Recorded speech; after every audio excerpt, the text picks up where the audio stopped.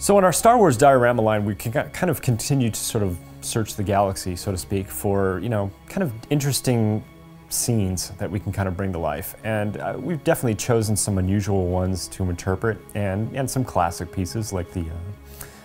Vader versus Obi-Wan. But there was one that kind of jumped out at us that was, gave us a little bit of a challenge point to kind of figure out. And this was Princess Leia kind of extracting her revenge on Jabba when she finally gets freed on the slave barge and takes a giant chain that she's been shackled with up to this point and pretty much dispatches Jabba in a chokeout of epic proportions.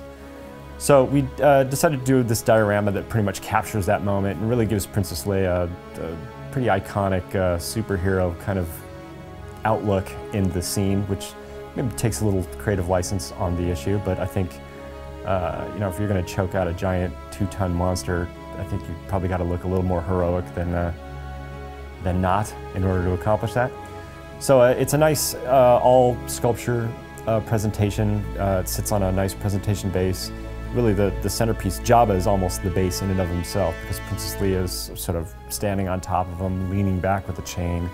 to finish him off. I think it'll sit nicely in the overall collection of Star Wars dioramas and give people a nice look at the fact that there are a lot of different types of confrontations that have taken place in the Star Wars arena, and since most of our dioramas need to focus on conflicts,